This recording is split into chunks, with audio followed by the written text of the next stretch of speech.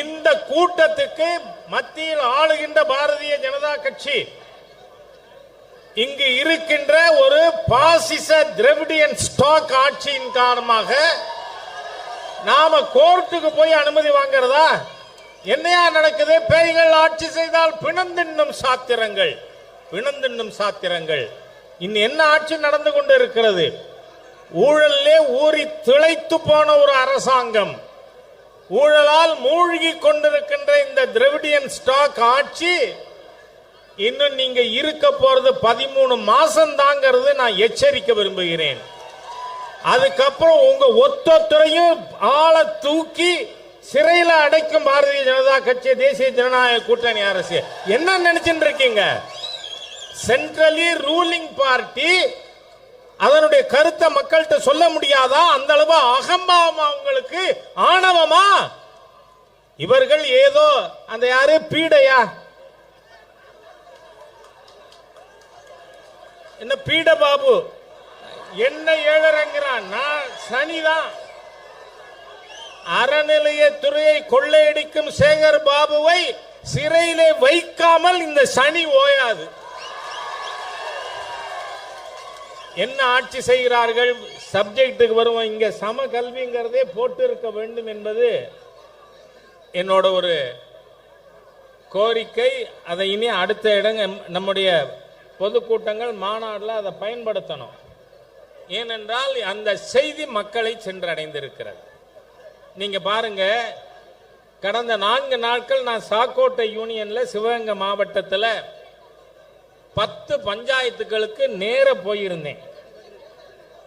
நான் 500 பேர்கிட்ட கையெழுத்து வாங்கி இருக்கேன். அங்க நான் கண்ட காட்சி, கேட்ட விஷயத்தை மட்டும் உங்களுக்கு நான் சொல்றேன். அங்க ஒரு சிபிஎஸ்இ ஸ்கூல் இருக்கு. தம்பி அமைதியா இருங்க. அங்க சாக்கோட்டை கிழக்குல ஒரு சிபிஎஸ்இ ஸ்கூல் இருக்கு. அங்க இருக்கிற குழந்தைகள்கிட்ட கேட்டேன், எத்தனை பேர் அந்த ஸ்கூல்ல படிக்கிறீங்கன்னு. 2 பேர் கை தூக்கினாங்க. ஹிந்தி படிக்கிறீங்களா? ஆமா படிக்கிறோம். அதுக்கப்புறம் இங்க ஹிந்தி தெரிஞ்சவங்க எத்தனை பேர்னு கேட்டேன். அதுதான் முக்கியம். அப்ப இன்னும் 2 குழந்தைகள் கை உயர்த்தினார்கள்.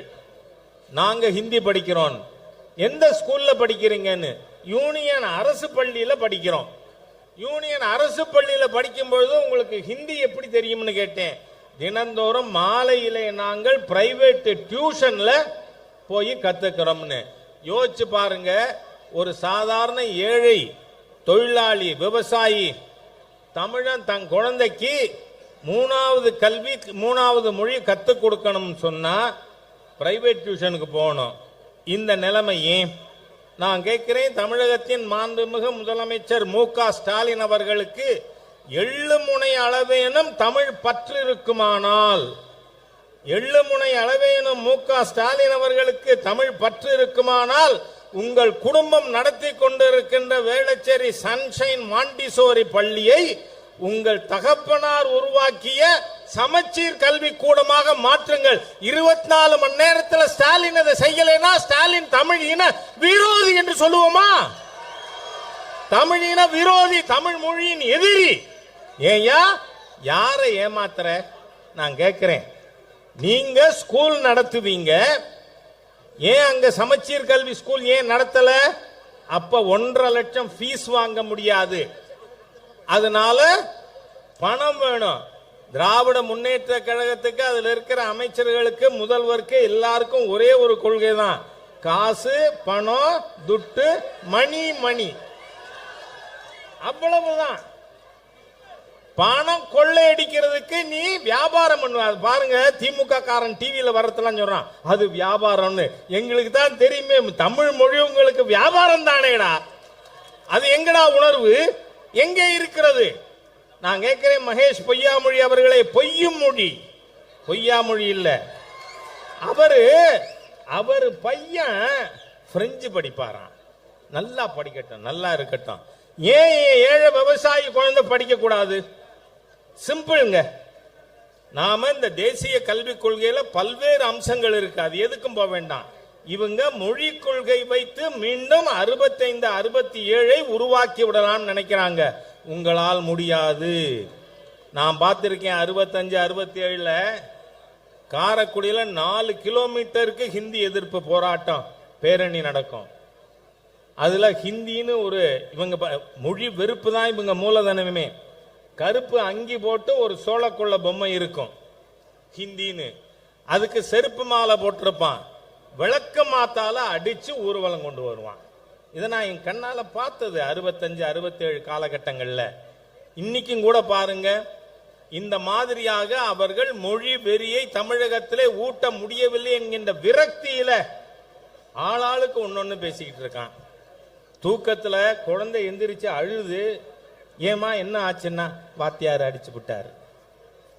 அதுக்கு கனவுல வாத்தியார் அடிச்சாப்புல அது கனவு கண்டிருக்கு. அந்த மாதிரி ஒரு முதலமைச்சர் எந்திரிச்சு உட்கார்ந்து டீலிமிட்டேஷன் டீலிமிட்டேஷன் டீலிமிட்டேஷன், ஏயா என்ன தூக்கத்துல குழந்தை அழற மாதிரி பைத்தியம் முடிச்சு போச்சா? எல்லா திமுக தலைவர்களுக்கும் பைத்தியம் முடிச்சு போச்சு. நான் 1, 2 இல்ல வரிசையா சொல்றேன் பாருங்க. ஜெகத் ரட்சகன் அவர்கள் பாராளுமன்ற உறுப்பினர், அதிகம் பேச மாட்டார்.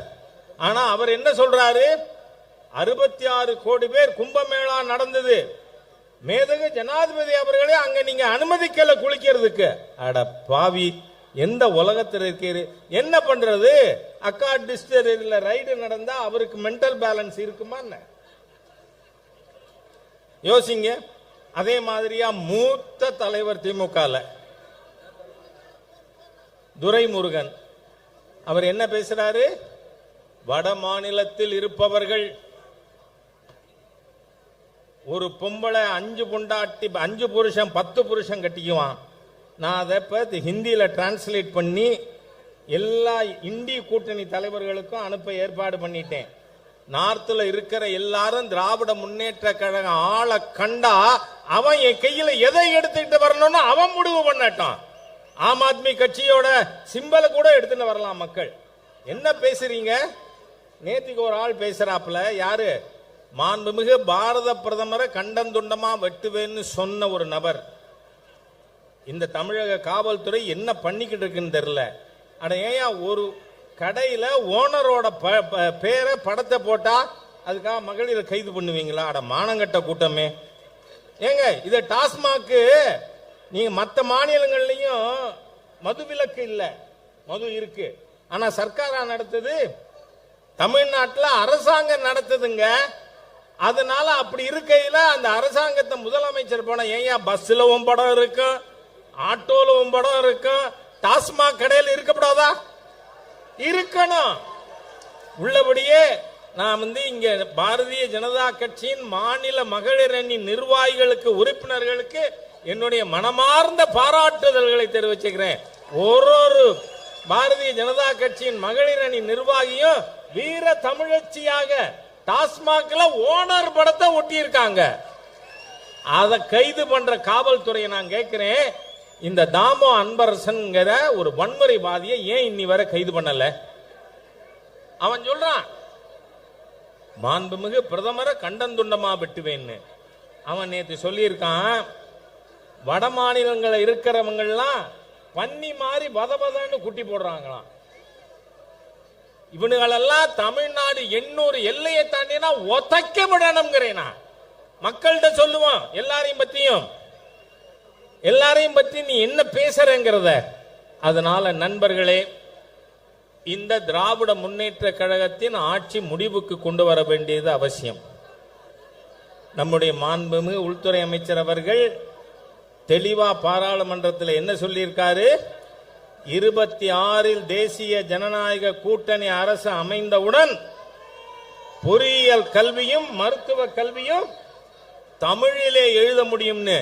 இவர்கள் செய்ய மாட்டார்கள். தமிழ் மொழிக்கு மாண்புமிகு பிரதமர் மோடி தலைமையிலான ஆட்சிதான், நிர்வாகம்தான், அவர் வழிகாட்டுதலில் அமைகின்ற தமிழக அரசுதான் தமிழ் மொழியை மேம்படுத்தும். அதனால இந்த திராவிடியன் ஸ்டாக்கோட பொய், புரட்டு, திருட்டு இது எல்லாத்துக்கும் விடை கொடுக்க இன்றிலிருந்து நாம் களத்திலே இருப்போம், களப்பணி ஆற்றுவோம். திராவிட முன்னேற்ற கழக அரசை தூக்கி எறியாமல் ஓய மாட்டோம் என்று உறுதியெடுக்க வேண்டும் என்று கேட்டுக்கொண்டு வார்த்தைகளை நிறைவு செய்கிறேன். வணக்கம்.